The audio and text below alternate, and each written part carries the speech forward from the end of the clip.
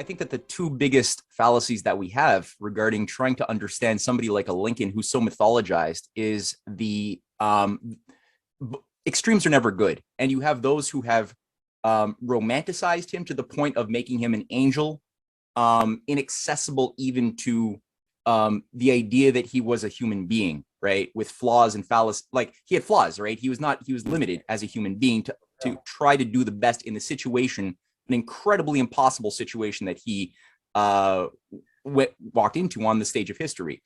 And then you have the slanders who try to paint him as a demon, a tyrannical demon who just dismantled people's right to property, and was just a total dictatorial tyrant who undermined states' rights and the rights of each individual state to do whatever they wanted to do, and thus he's a dictator.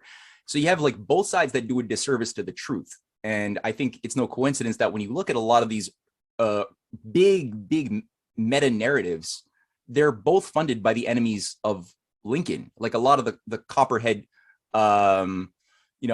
politicians of the North who were part of the Wall Street Eastern establishment faction were pouring money into narratives trying to paint Lincoln in a heroic, angelic way right after he died. And it's like, why? What do the Astors, what do the Morgan clique, what do all these groups have? What's their interest in trying to paint Lincoln as this like incredible hero? And so the thing is, Lincoln was doing something that every great president is essentially tapping into when they get shot at or they die in office.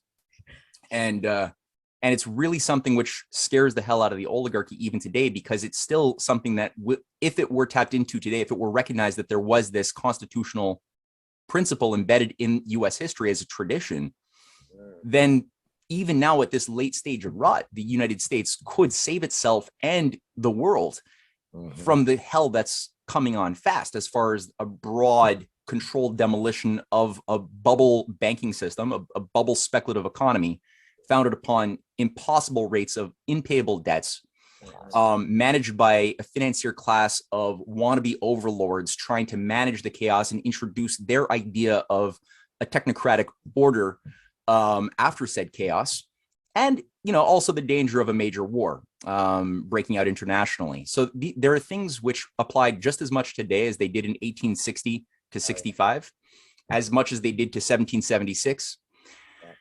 And I recently had I went to a town hall meeting in Canada. I saw that clip. That was a good clip. Yeah, I couldn't understand the French, but I could understand yours. Yeah, well, it was useful because the fellow who I was speaking to, who was the primary keynote speaker at the event, was a fellow named Maxime Bernier, who heads a party called the People's Party of Canada. Sort of he models himself on a Canadian type of Donald Trump persona. I think he's genuine overall, and I think he generally speaks well against the encroaching dictatorship of a world government and a lot of the mandates that have been draconian and absurd for the past couple of years. He's spoken consistently and well on all of these matters. Really fights really hard for personal autonomy, economically, health-wise, everything. All of these things are good and attractive. But in my question to him, I basically posed very simply: will the oncoming tsunami of the economic blowout is going to destroy a lot of lives? A lot of innocent people are going to be wrecked. Do you see a role for the sovereign nation state as a tool to protect people from that oncoming collapse? I gave the example of restoring something like Glass-Steagall, the breaking up of the banks and the separation of the contaminated toxic waste banking part of the economy of speculation from the clean and legitimate part. My friend who asked the question after me followed up on that similar vein, asking him, well, what about the role of the nation in providing a vision for the next generation? And without a vision, the people perish, is the ancient quote. And it's not just a truism, it is true. Without a vision for the future, the people do perish. Sure. And he gave the example of what we were doing in the 1950s and 60s, building mega infrastructure in Canada. We stopped doing that for 50, 60 years now. But he gave the example of that. That's what we were doing. We were using a national bank, the Bank of Canada, to emit credit to give loans to entrepreneurs to build things. He gave the example of the US and also of China today, which is capable of building incredible mega projects in our day and age without having to go and ask for usurious loans from the IMF or the World Bank or private financiers. And instead, they could just do it themselves, and it works. It works damn well. And unfortunately, on both counts, the response we got was your typical libertarian type of response, which was the role of the government is to just do nothing. If I got political power, is what Maxime Bernier was saying, I would essentially fulfill my responsibility of contracting all of removing the national sovereign government from any involvement in economic affairs. And if that means, and he said, the economy has to collapse, so be it.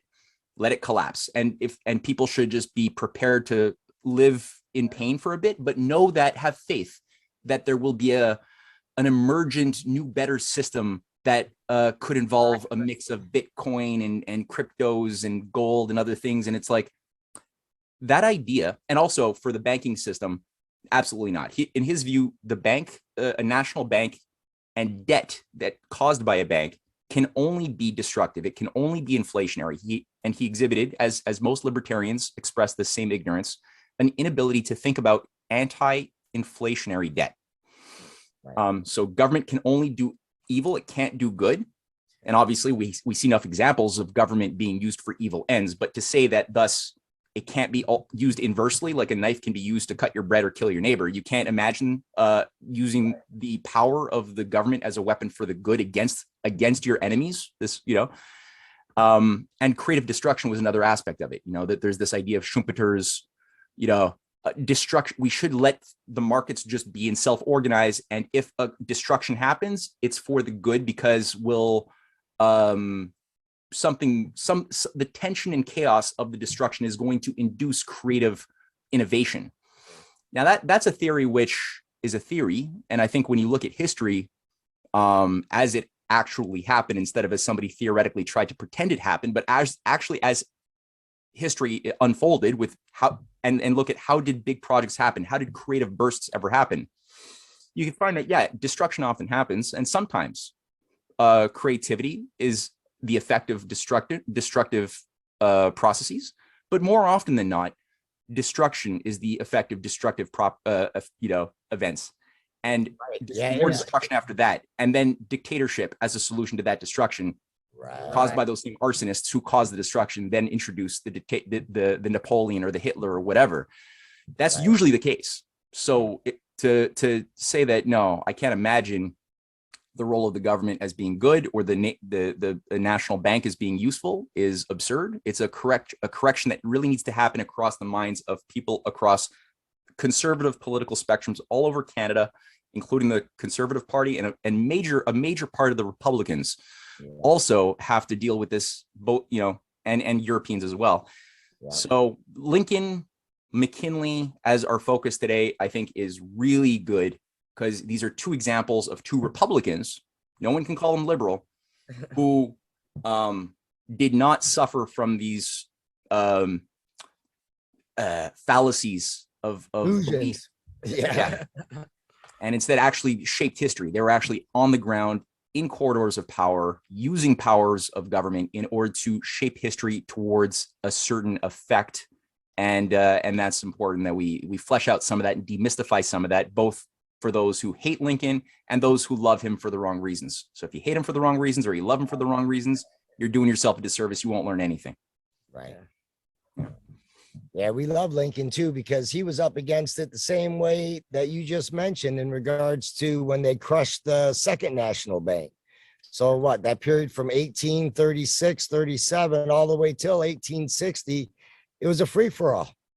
I mean, there were so many currencies and banks and state banks. And remember you? Yeah. I mean, there was like 4,000. Yeah, I remember them reading that in your book, and just. Yeah, I don't remember the number exactly, but it was anarchy, and people like celebrate Andrew Jackson for having been the guy who killed the bank, the National Bank of Hamilton, the second bank, and paid off the debt. And there's this famous story of how he really wanted "I paid the debt" to be something that he's remembered by. For the ages. And he did kill the bank and he did pay the debt, but what were the consequences? Because what happened after 1836?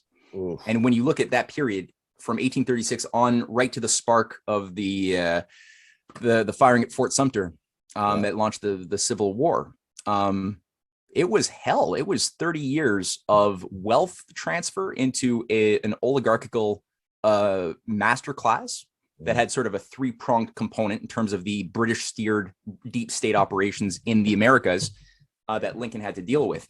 Part of it had to do with the Southern sort of Virginia junto that benefited massively in terms of, like this was the fourth biggest economy of the world by 1855 because of their primary export being, slave labor cotton, purchased 80% of that being purchased by Great Britain, which had more or less the monopoly on textile, or they wanted to have a full-blown monopoly globally on textiles that converted raw materials like cotton into clothing or other fabrics.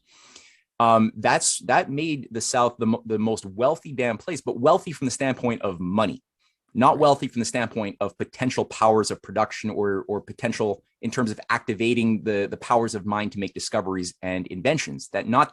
Just pure in terms of like wealth and wealth begotten by extraction of physical human labor that could have been cows. If cows had the ability to pluck cotton, they would have used cows, but they didn't.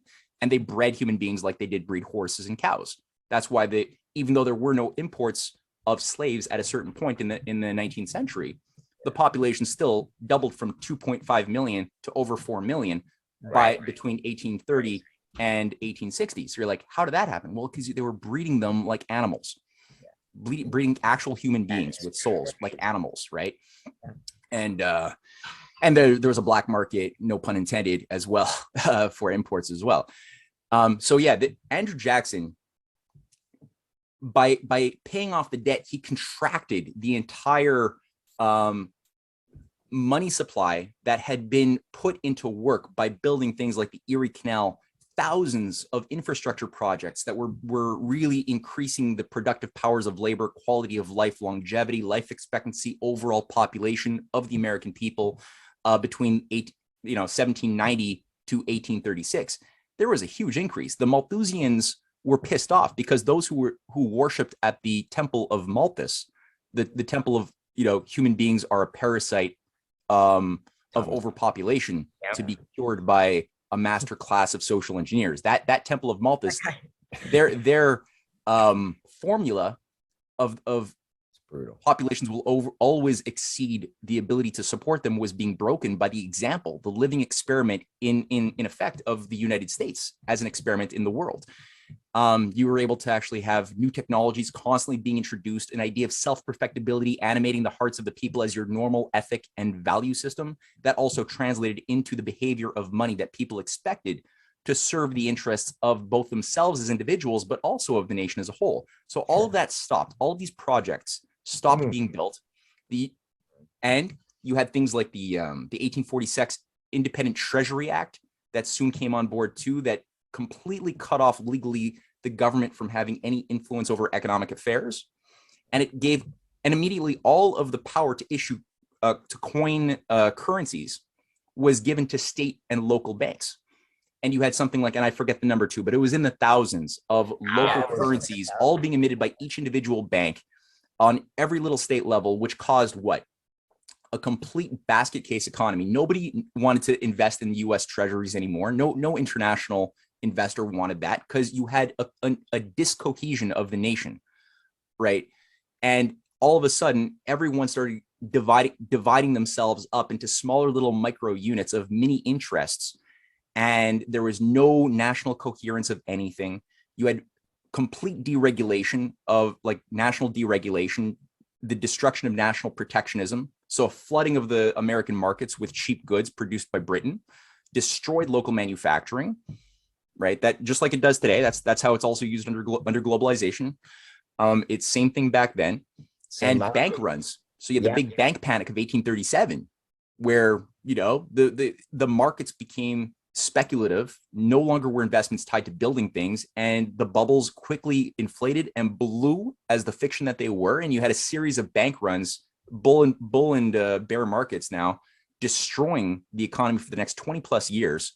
And the last thing, as far as wealth transfer that Jackson did, because what did Jackson do, right? In the 1831 or so, he passed the, forgetting the name now, the Indian Reservation Act or the Indian Removal Act. But basically, this I think it was the Removal Act. The Removal Act, yeah. This thing completely was a genocide operation that extracted the Cherokee that had been living for generations in the southern states, especially on the East Coast, and extracted them and forced them to move thousands of miles away through frigid temperatures. Many died.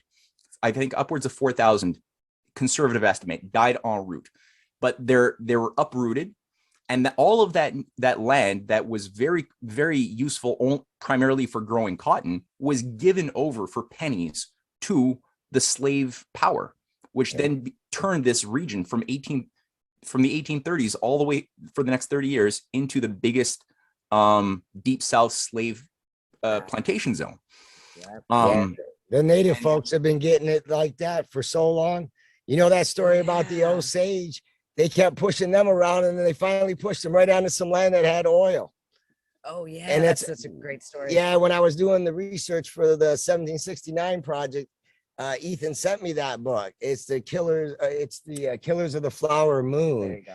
And I think they're actually, maybe somebody's making a movie on it, I do believe. But it's a hell of a story, because you get these Indians that were being moved around like different places, Oklahoma, here and there. And they finally stuck them in a spot that was so horrible. They were like, okay, there's nothing there. We'll just leave them there. And then they found oil. So in the early 20th century, by 1920, there were Native Indians living there literally with chauffeurs and white glove.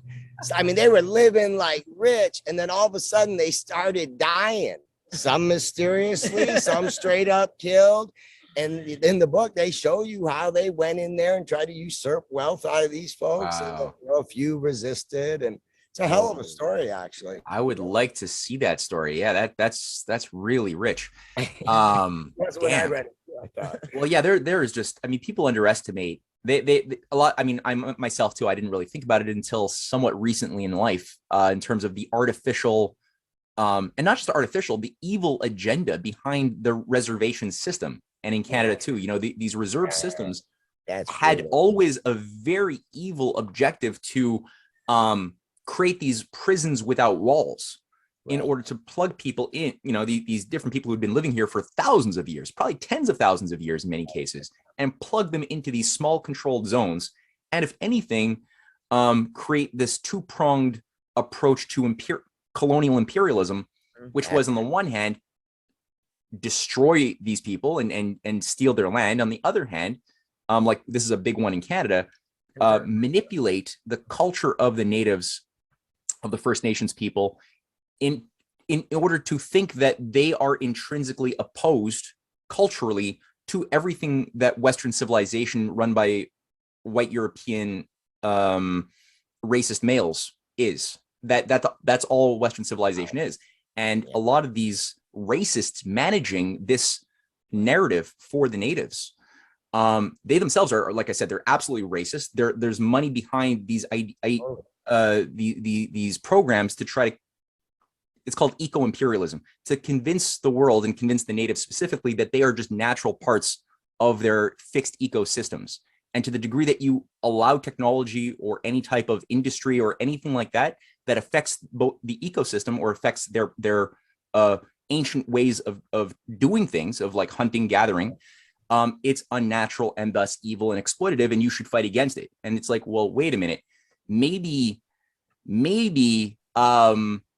these people want perhaps some development. Maybe they want some skills, and maybe they want to learn science, and that maybe science is not something purely for white colonialists, but maybe it's discovering the universe, which is in everybody's right, and to enjoy the fruits of said discoveries, regardless of your religion or culture or race, which is technological progress and making your life better for your kids. Maybe that's something that they actually do want. And when you actually talk to a lot of the people who live in these reservations, that is actually what they want. It's mostly just like white, privileged, kids being indoctrinated in Marxist run universities who think that that's actually unnatural. And most of the actual natives themselves are totally open. They don't want to live in situations where they have, suicide rates that are 5 times higher than your average population, or drug abuse and alcohol abuse that's like 30 times higher. They don't want those situations. They'd be happy to get to have some pipelines or whatever. Like there's so many other, I mean, granted, pipelines can be done messily and bad too. I'm not trying to say we should say that they're not even brought into these discussions. These discussions are being made or decisions are being made for them by people in ivory towers in Ottawa or in Washington, like Biden or Trudeau, telling them this is what you should want. And if you want differently, it means that you're not responsible enough to make your own decisions. And so we will put nature protection laws to protect you and keep you in a fixed state of stasis, to defend you from technology. It's like that's what happens. Or even how they do with like small businesses, right? They're like, oh, okay, we'll kill all the small businesses. It's like a different version of what they did with the reservations. They're doing it at land grabs and real estate grabs now, shutting down small businesses, killing it for the middle class so that they can get the land, and then reorganizing political districts and do it. Like it's all the same move, just in different little variants. I know, and with the natives, it's even the way they twist it and say, yeah, you're a sovereign nation, right? Right. So they say, yeah, you have your sovereign nation, but you don't really have a voice, and we're going to give you the worst land. We'll let you have your casinos, which actually, did help them prosper in a way. But at the same time, then it always goes back to how do you distribute that money, and how do you actually make that money so it's going to better your tribe, That's a great point, because in Canada too, it's the same thing. That's where if you want to go to the casinos, you can go to any reservation, or a lot of the reservations, especially on the border between Canada and the US. You'll get your casinos that can be, or the natives are allowed to have. If you want to buy cheap cigarettes, there's like a monopoly on that. But otherwise, bootleg alcohol maybe, but otherwise, I mean, as soon as they leave their reservation, they lose all of their privileges, their tax. Like there's a lot of monetary incentives to keep them localized in these zones, these highly controlled. And again, it's kind of like concentration camps, such that there's money flowing in, but there's a highly controlled criminal type of structure that is encouraged, that is built up again by things like the Monk School of Global Affairs, run by the dead Peter Monk, who runs Barrick Gold, that raped Africa, and that's how it accrued its billions. And you see the same thing, the same model of exploiting native communities, also in Africa, also in South America and Latin America. Africa is a great example. Same thing. You use this idea that centuries. We have to convince the people that it's in their nature to not have technology. The technology is to think otherwise makes you racist, says the mostly white British run corporate slave masters, who are more than happy to take these underdeveloped people now because they don't have technology or infrastructure, and then just get them to sign on to IMF structural adjustment loans and other things that make them more enslaved, more usuriously enshackled. And also the conditionalities then thrust upon them, mega, British controlled, Commonwealth controlled corporations that extract their diamonds, their minerals, other things, and leave nothing for the people, but give money again to an encrusted, corrupt leadership class, often receiving their education from Oxford, Cambridge. They've got their scholarship program to find young talent and make them, sociopathic, and redeploy them back to control as local managers, just like we have in the reserve systems. Many cases, when you look around at the more prosperous, financially prosperous reserve systems, you'll tend to often encounter a similar phenomenon, and that's no accident. It's the same policy. It's funny, in the 19th century, we knew it was imperialism. But then as you move into the 20th century, they were like, okay, let's call it globalization. Let's indoctrinate all the university kids, even like Brandi. I mean, like just my liberal education, going to Berkeley, George Washington, like just like the culture like I'm looking back because of you, honestly, Matt, and I'm re-examining the education that I received at these prestigious universities and just realizing how like they just put a belief there. And because I was at Berkeley and I was liberal and I believed in social justice, like they like I didn't even think about like what like it's just crazy. It's nefarious. You don't realize that you're being programmed when you're nefarious. being It programmed. is. I'm like, what? Like, how did they do that? How did they get in my head? Yeah. Liberal imperialism is probably the most dangerous of the variants of imperialism that are out there because it's so wrapped up in empathy and caring for others, right? And good human being like qualities that we all have. We want to do good, you know, and they're just taking that and they're like, oh, you're gonna do good for me. Like, yeah, absolutely. That's the thing. Like, it requires certain things to happen in the mind of the victim who is processed through that. And among the top of those things is the extraction of the belief that there is something universal about all human beings, regardless of our skin color, religion, regardless of those things that make us different and special and unique and beautiful and good. Despite that differentiation, which should be cherished, that's true. There is still something even higher, universal, that makes us human beings first and foremost, and then male, feminine, gay, straight, black, white, whatever you want to be. That should be like a secondary phenomenon to your humanity. Manifest right, because if you just bring it down to like soul, like that, like when you bring it down to that essence, then you can't divide anymore, right? It's like, no, we're all souls, we're all human beings here on the planet, we were all made level. We are great. Like just level exactly. Then it doesn't matter if you're black, white, whatever, gay, straight, doesn't matter. Too much identification going on at a certain point, you know. Well, yeah, and that's what becomes and when our identity becomes too heavily rooted in the sensual aspect of what distinguishes us as far as tone of skin or whatever, right? It's a big list.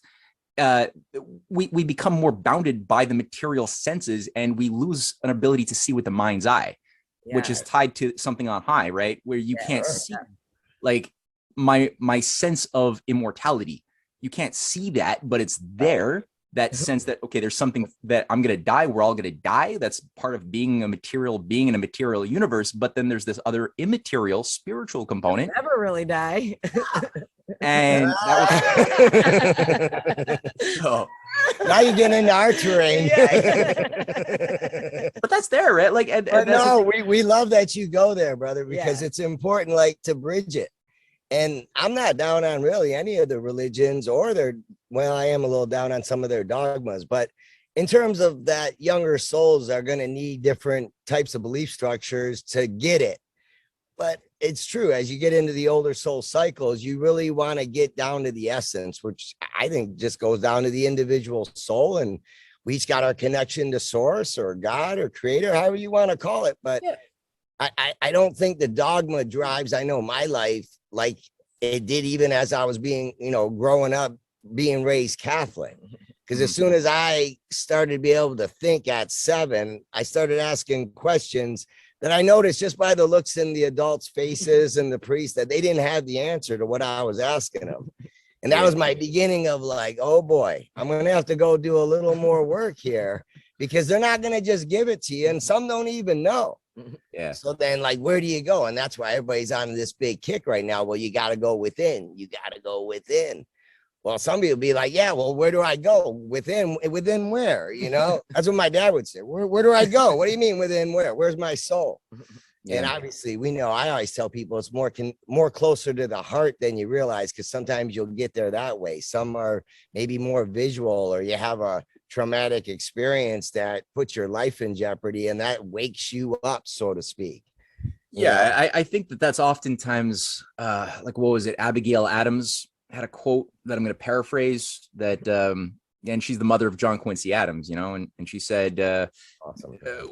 We should wish to find times of trial and tribulation because it brings out the best in young people, and it makes little men become great. Right. And I don't think that it's absolutely necessary that an existential crisis should necessarily come and threaten us, and we should necessarily have to suffer in that way in order to leap outside of ourselves and tap into something bigger, although it tends to often happen that way.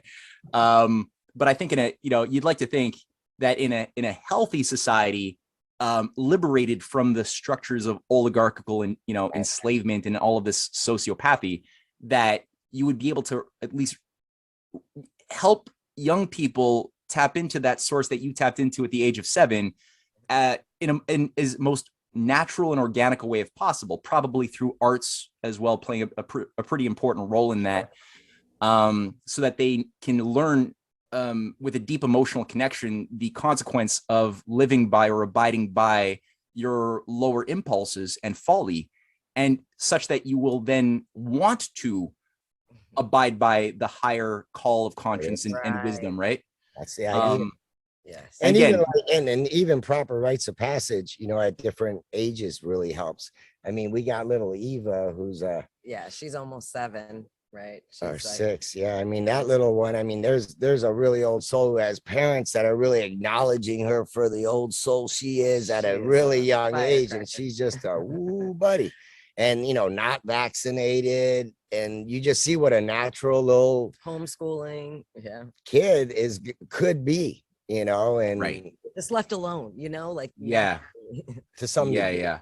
No, absolutely. And I've got examples of kids, and I've known throughout my life, different kids who exhibited this incredible power of insight and reason and like wisdom that is beyond their age. And I've also witnessed a lot of these kids grow up a little bit. Some now are in their 20s, and the destructive effect of a bad school system, a bad culture that they're put into, that then takes this power they had when they were 6, 7, 8 years old, and then diminishes it. Yeah.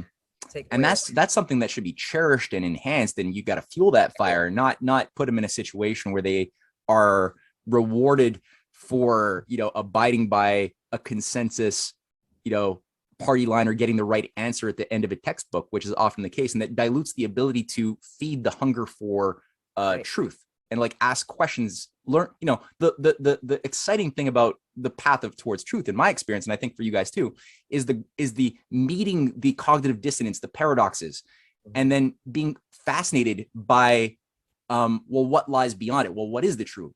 And having a question driven approach to things is so much better than just having an expectation to get answers. Like, what are the rules? Like what that's the worst thing to start with. Not what are the rules that I should abide by when I'm going to go into a problem. It's like, what are the right questions? What are the paradoxes that are going to awaken the paradoxes, or the questions that will then awaken more creative thought? And when that candle starts growing, it can become a blazing furnace in a good way.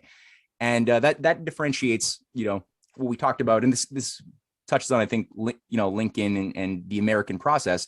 But this is what differentiates the Platonic school. I often, emphasize in my writings, and this is what I got by originally studying the writings of Lyndon LaRouche, the deceased economist, who was the first to put this in this clear way to me. But it becomes true when you actually read the writings of Plato and you compare that to the writings of Aristotle, and you start seeing that, wow, these are two completely. People say Aristotle was Plato's student, and he carried on or advanced or perfected Plato's method. And it's like, no, a little different there. Their paradigms are incongruent with each other. They're incompatible paradigms. One is a complete crystallized final answer approach to definitions and using just syllogistic logic to win arguments without any regard for the love of truth. The other one is based. What you got in law school. That's what you got in law school. That's what we all get in. I mean, it's a miracle if we didn't get that in university.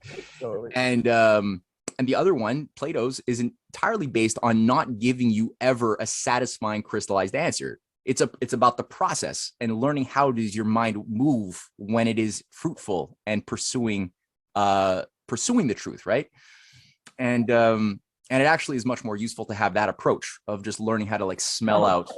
Hold on, I gotta help. Yeah. Here. Very good. That sweater is sabotaging you. So that's when you look at things like the mind of most at least of the founding fathers, Ben Franklin, Hamilton, we talked about in past discussions. Look at the minds of people like John Quincy Adams, Abigail Adams. Abigail Adams was working very hard with John Adams, who had a lot of problems, but still, I think John Quincy was a much more elevated mind than his father. I think his mom played a big role in that. But they had him. How did they train this kid? They had him translate Plato's dialogues from ancient Greek when he was, 8, 9, 10 years old. They had him not only do that, they had discussions with the family every night about Plato and the Bible. And, you're approaching then the Bible with a completely different paradigm than you would if you were just simply taught to live by blind faith in authority. A very different way of thinking. Well said. And the effect of that was to give him opportunities to go and become an attaché to a diplomatic office in Britain, or then in Russia, where he became the ambassador of the U.S. to Russia and opened up so many diplomatic bridges before being sent back after the War of 1812. And again, he did some miracles while he was up there in Russia, becoming a close friend with Tsar Alexander I. And when he came back, he always had a super strong sense of the British-run deep state operations inside of the USA that even his father didn't understand properly. And you could see that in their correspondence.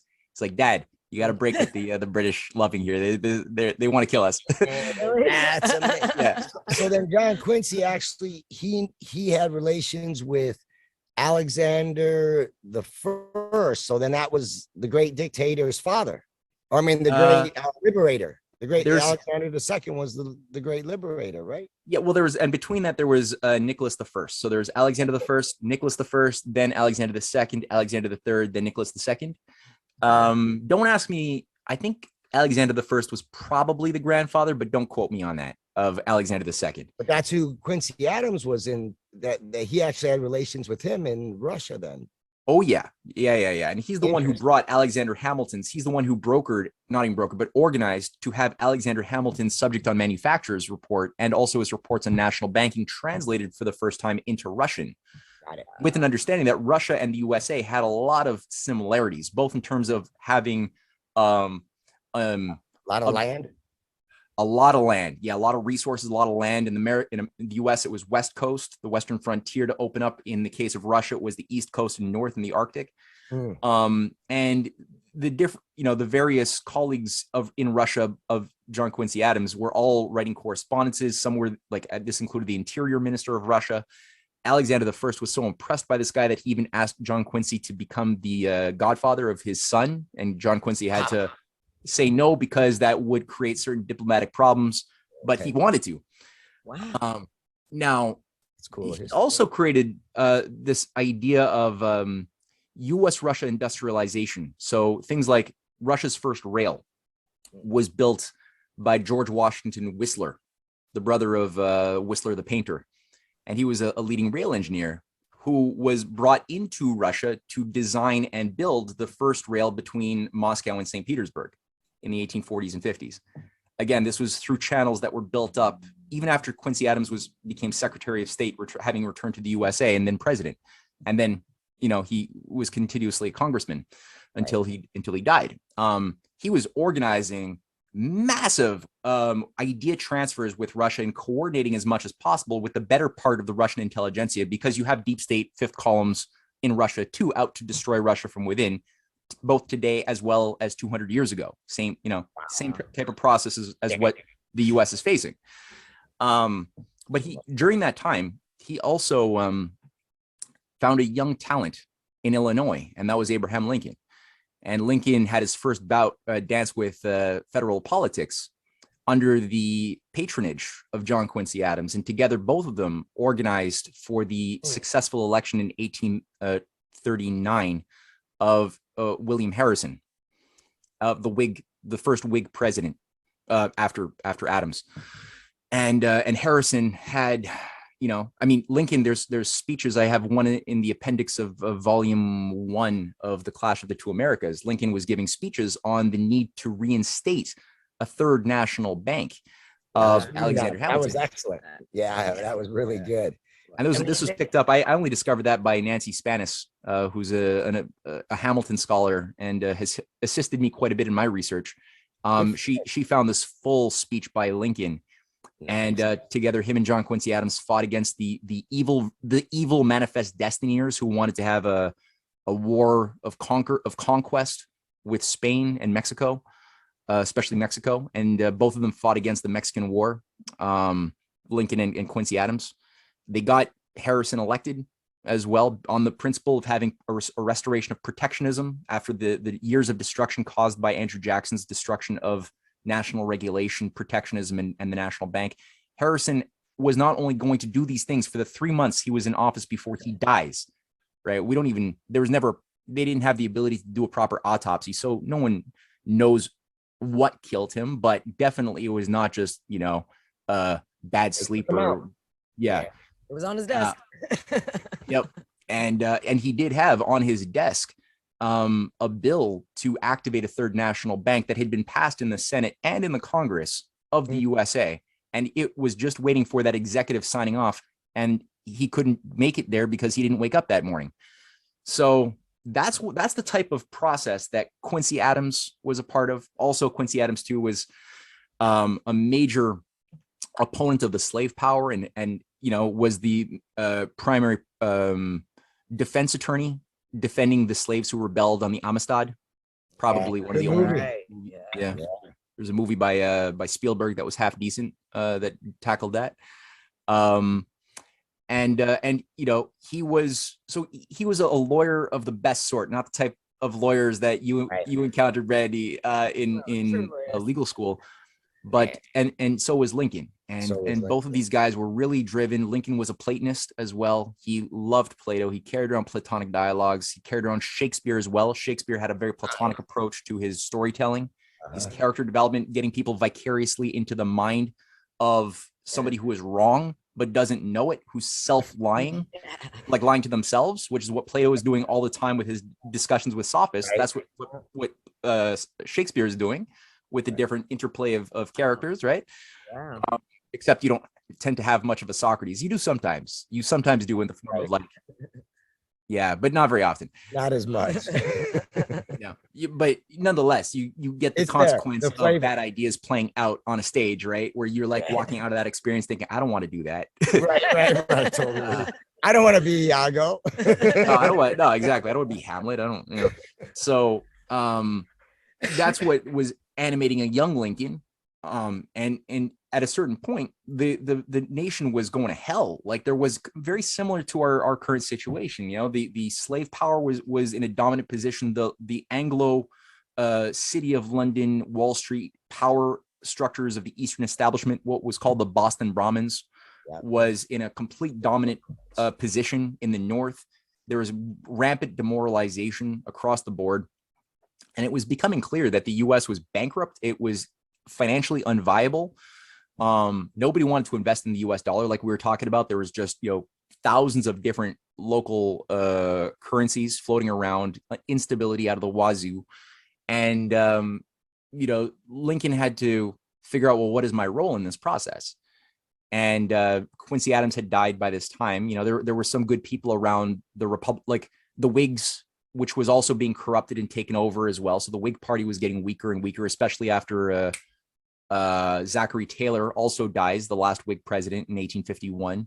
Again, mysterious circumstances. The guy, he had cherries and bad milk or something, or too many cherries in milk, which caused him to die after 2 years. They just poisoned cherries, maybe. Maybe. They call it food poisoning, eh? And it's like, well, yeah, he died of food poisoning. That's right. Who poisoned the food? But so there was, out of the better part of the Whigs and some of the Benton Democrats, which again had good and bad eggs in between, they formed a new party in 1856 called the Republican Party. Yeah. And Fremont, that was a party. Yeah. Fremont was gonna. They first ran Fremont, and that was really fascinating. Captain Fremont. Yeah. Yeah, I really enjoy his little role in history that a lot of people don't know. It's kind of like Gilpin. He's another one like that a little bit. Yeah.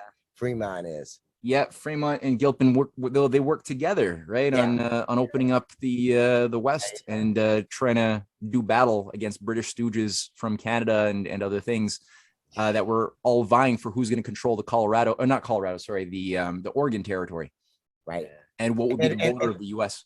Huh? Yeah, in Fremont, he had married Benton's daughter, And obviously politically they didn't actually see eye to eye, if I recall. And when I researched him a while back, but it was an interesting study about that guy. Yeah. Well, he also, both of these guys, they worked very closely. They were given pretty high responsibility during the start of the Civil War under Lincoln. Yeah. So Captain Fremont didn't win the 1856 elections, but things were so bad that come 1860, 61 or 60, there was obviously just it was in total disarray. The southern states basically took themselves out of the electorate that gave the ability for the Republicans to finally gain control. Now they had Lincoln as their man.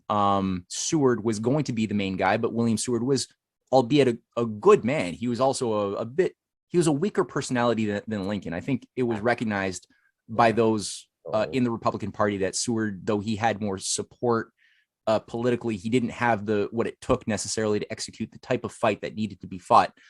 And Lincoln did demonstrate a very strong capacity to do this. So Fremont was given a very high position of responsibility, as was William Gilpin, another former Bentonite who became a leading Republican, the only Republican actually, because at the time the Democratic Party was the party of slavery and Wall Street. Right. And it was the Republicans who were the party of freedom and emancipation.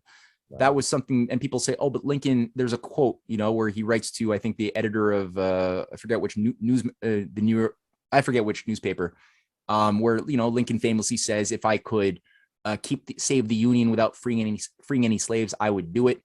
And so people say, oh, but that means he didn't really care about freeing slavery, and it's like, or freeing slaves. Right.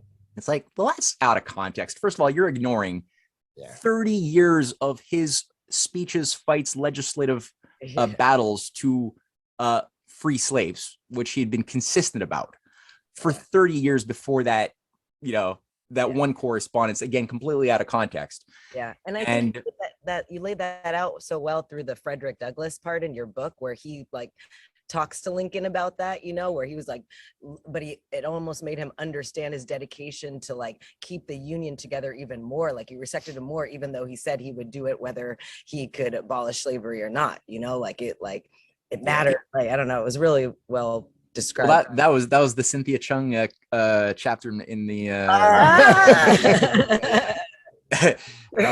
Cynthia's gonna get a kick out of that. She would kick my ass if I took credit for that.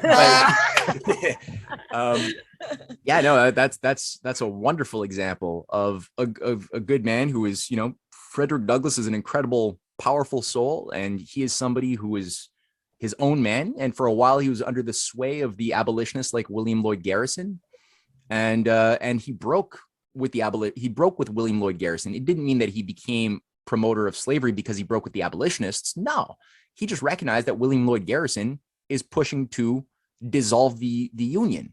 And he's like, why are I appreciate you, working with me and helping me, spread the word of freedom. But why are you saying that we should rip up the Constitution and that the Constitution is intrinsically a slave document? I never actually read it. And he's like, I got down and I decided to read this thing after a few years. And I was like, wow, I actually can't see anything that is embedded in it that protects the institution of slavery as a forever institution. If anything, the solutions for the freedom of all people are there. And Frederick Douglass, like Lincoln, importantly, saw that slavery wasn't just enslaving the Black people, but that the white slave owner was himself also a slave to his system. That's the key right there, man. Yeah. That's it. That was super key. And so when he finally met Lincoln, he realized, okay, Lincoln's got a different he's thinking long game here. He's thinking about a much more wise approach.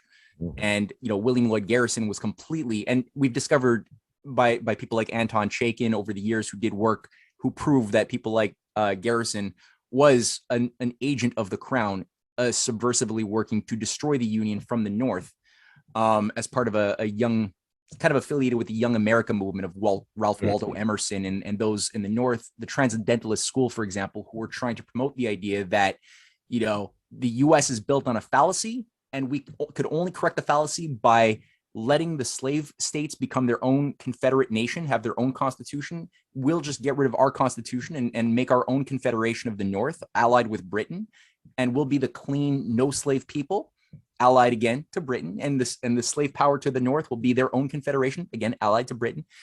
And it was a gang counter gang operation. It was always a divide to conquer thing. And the reality was, and Lincoln and Frederick Douglass and John Quincy Adams understood this, that there had to be a fight over that principled issue. You couldn't just agree to disagree and walk the other way. You had to fight it out because it would result in an eventual war between the South and the North. And British grand strategists like Lord Gascoigne Cecil, who was the prime minister during the Civil War, the late phase, was openly saying that the North exhibits that the British Empire cannot work with the North, but we are in complete coherence with the Constitution of the South of Jefferson Davis, Albert Pike, the eventual, KKK founder, Knights of the Golden Circle, Freemasonic Southern Right operative, that guy, all of these guys, Jefferson Davis, Judah Benjamin, George Sanders. These were all operatives within the Franklin Pierce administration of the 1850s, all of them. And Franklin Pierce's administration was really a young America operation. And all of these guys, including Albert Pike, Sanders, others, were all connected to Giuseppe Mazzini, who was a high-level Mason. Freemason in Italy, who had organized, innovated a new way. And I think we talked about this a little bit last time we had one of our conversations, was how do you weaponize the young, abused, disenfranchised young people of any nation and use them as weapons, battering rams of mass mob movements, nominally for freedom and equality, but ultimately for destroying their own nation state on behalf of social engineers. And you had movements of this all over Europe, destabilizing Europe. You had this in, again, America with the Young America Southern branch, which was the entire Confederate, leadership. And you had this with the Northern Transcendentalists, people, when you look at what was Edgar Allan Poe doing battle with culturally, it was against this false spiritual literary movement around Ralph Waldo Emerson, Thoreau later on, and many others of the transcendentalist networks. They were all following this idea that our freedom or our liberties are something which is purely based upon our autonomy and right to be left alone and do whatever we want and basically express our will to power. This is before Nietzsche, but this is basically the overarching view, to express our own will into the world. That is what gives us our rights. And Waldo Emerson wrote his Young America Manifesto, where he explicitly says that the Constitution is part of the old wisdom. It's don't trust anybody over 30 type logic. We got to let it go and create something new. But it's all based on this atomization of the individual. The Confederacy was, they said, we have to create a union, but that union has to be premised around preserving the institution of slavery, which they enshrined in the Confederate Constitution. Had it gone into effect, Article 1 of people say, it would have disappeared over time. That's what haters of Lincoln say. If he didn't do the war, it would have just diminished over time. Slavery would have just gone away. They enshrined it in Article 1 of the Confederate Constitution that no law shall ever be passed that allows for the liberation of any slave ever. Like, come on. Oh yeah, that was going to go away? No. And they also called for the dismantling of the Supreme Court. Kind of like what we see this Soros-funded operations right now. They also called explicitly for the government never to legally have any permissible role to play in directing economic affairs ever. So this is what Lincoln had to contend with, was this doctrine. And he did it in a variety of ways, but he wasn't able to fully put online the Third National Bank, though we know he wanted to. But he had a lot to contend with. And the way he got around it, because he had when the war was basically launched, and it wasn't him who launched the war, it was the South that instigated that war, right? People say, oh yeah, he launched the war, the big tyrant. It's like, no, I think it's pretty much common knowledge that the South launched the war, but he had to then fund it. How was he going to fund it? Well, according to the Wall Street and London banks, they were going to give them loans happily, but at 25-30% interest. So that was not going to work out for very long. The economy was in total disarray. The powers of taxation were minimal because there was not a lot of production going around. Taxation only kind of is a useful thing if you have people who are in abundance, who are doing well, otherwise not so good. Can't, Nobody's paying. Horse, right? Or I don't know if you milk horses. Anyway, you get my gist. No, that's true. So you had Albert Gallatin, the grandson of the first Gallatin, who was a traitor working with Aaron Burr to destroy the USA back in, ironically, with a Confederation plot as well to dissolve the Union back in 1807. Burr and Gallatin worked very hard to bust up the Union into a Northern and Southern Confederacy. That failed largely because of Alexander Hamilton, who got killed for it. But Albert Gallatin, who was then the head of the New York Association of Banks, proposed to Lincoln. He said, okay, we'll help you out. You just got to increase taxes. You got to deposit all of the federal gold in Wall Street banks. You have to end all regulation. And you have to withdraw all what little government paper currencies out there. You have to withdraw it all. And if you do that, the Wall Street banks will treat you well. That was not going to fly either. No. So it took a little while, but what was done in 1862, 1863 were the Banking and Currency Acts. Yep. So this is where, for the first time, a federal charter was placed upon the state banks. And again, thousands of state banks, a lot of counterfeit currencies too are going around. Obviously, there was a 10% tax on banknotes. You had reserve requirements were forced into law for the first time. So now all of a sudden the state banks had to have certain reserves. They couldn't just issue currency.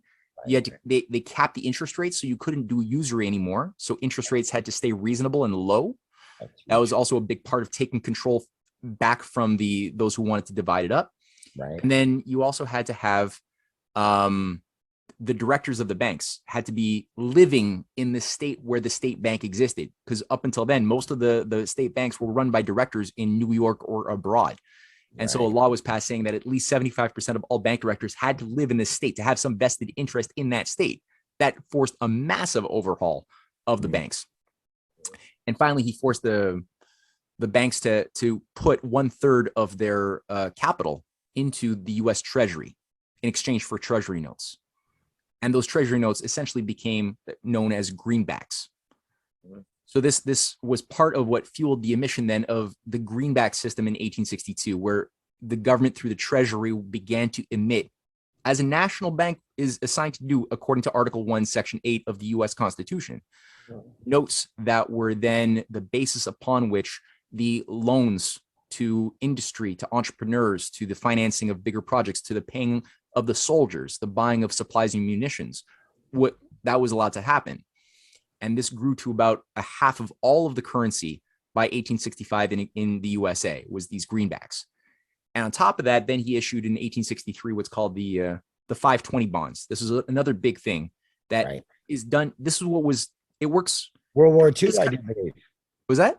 World War II, they did bonds. That's the victory bond principle of the World War II. You get you get the American citizens themselves to become investors in their nation's well-being. Right. And so you offer good returns, interest on people investing in a $50 bond, $100 bond, and they could choose whether they get a bond that matures in 5 years, in 10, or in 20 years. In the case of the 520 bonds, it was 5 or 20 years. That's a pretty long-term perspective. Yeah. And that works if you are creating economic activity, which is anti-inflationary in modus, right? Anti-inflationary debt creation. Now, people today would say, oh, that's impossible. All debt creation is inflationary. No, because if you invest in things that create abundance, right, you invest wisely in building things like the Transcontinental Railway, which was begun in 1863. The effect of doing that isn't just to create a railway. It creates a railway, but what else does it create? Well, industry all along the way. Jobs, all of it. Exactly. And you're opening up now new markets. You're creating new markets that didn't exist. You're creating new cities along the way.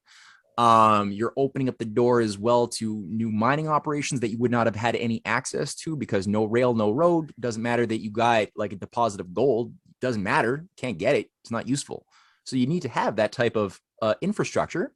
to that has all sorts of nonlinear, and then also most importantly is the minds of people who then have to solve problems, because you're building something that is impossible. You got to burrow through mountains, you got to overcome canyons, you got to get across raging rivers, you got to do all sorts of things that are from an engineering standpoint impossible.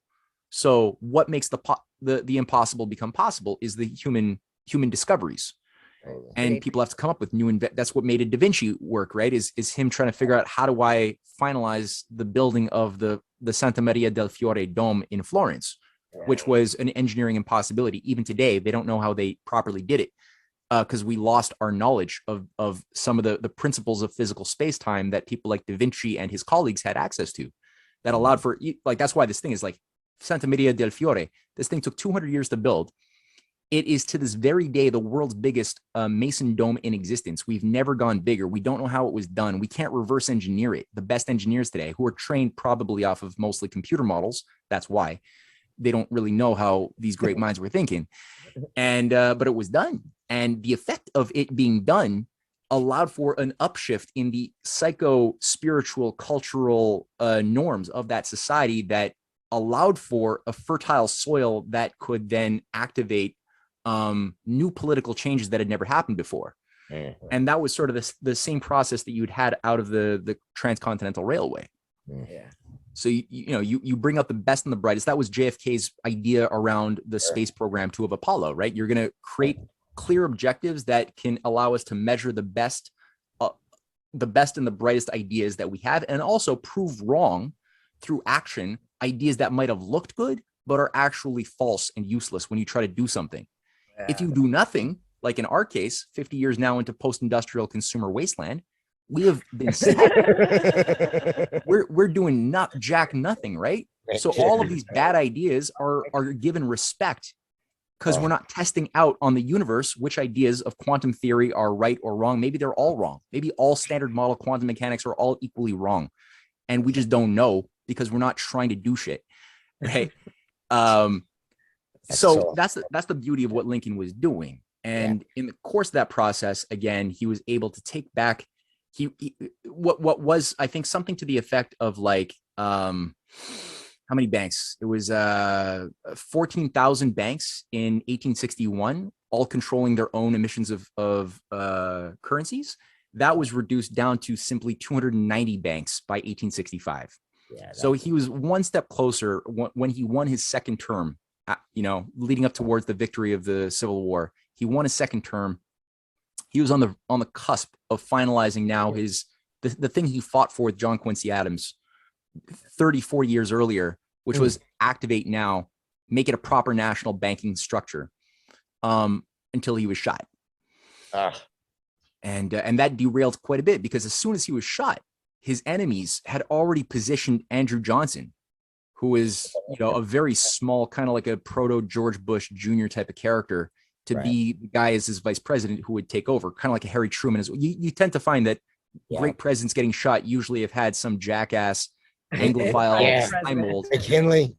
McKinley as well got Theodore Roosevelt, right? Yeah, Confederate loving idiot who loved the British Empire. And that's what took over. And immediately there was a war on the greenbacks. The greenbacks were increasingly destroyed with the Species Resumption Act, which on the surface people are like, well, people have said, oh, but that was good because it bound the US currency to gold, and that's good. Gold is good. And it's like, well, gold may or may not be good, because if you're forcing the currency issuance to be on par with a 1-to-1 ratio on gold, that you could exchange like one denomination of the US currency with this amount of gold always, and if that's what you're limiting it to, well, who controls the gold? That's what it's all about. It was Yeah. with the petrodollar. It was similar then. It was almost like a petrodollar back then with gold.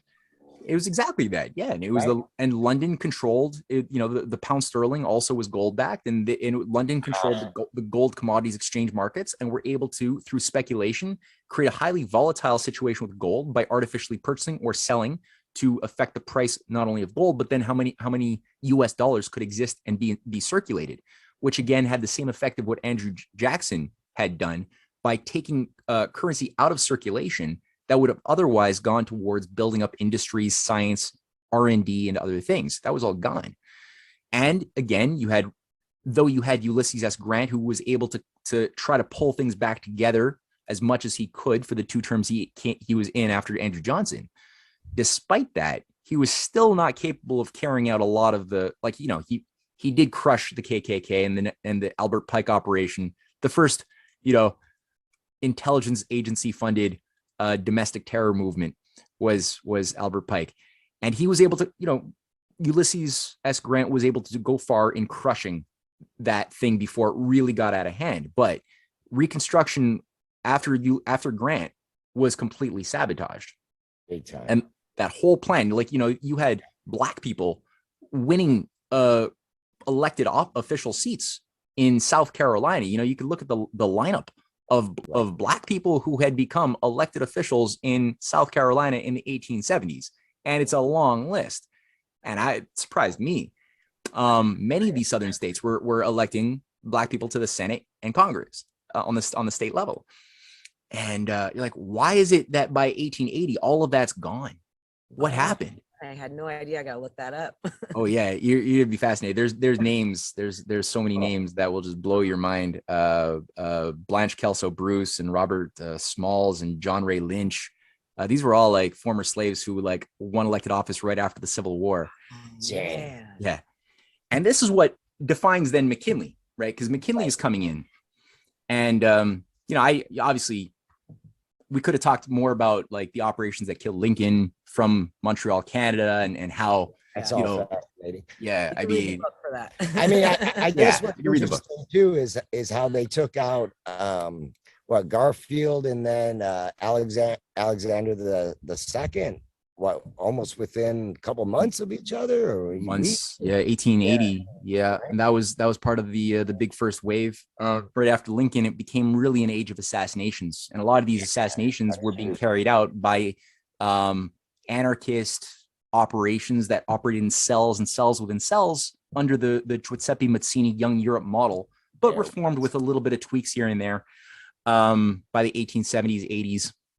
And this is what launched a bomb killing Tsar Alexander II, the great liberator, also the guy who went far to save Lincoln and the Union by deploying the Russian Navy to the coast of the USA that turned the tide in favor of the USA or of Lincoln, as a direct message to, France and Britain to not go in gung-ho and fight alongside the Confederate South, which is what they were prepared to do with Napoleon III's forces stationed all across the Mexican border, waiting to join in from the south, and 10,000 British troops stationed in Canada, waiting to invade from the north while the Civil War is happening, while you have terrorist operations run by the Confederate Secret Service, basings in Montreal, Toronto, carrying out the Albany raids on Baltimore, raids on Philadelphia, Detroit.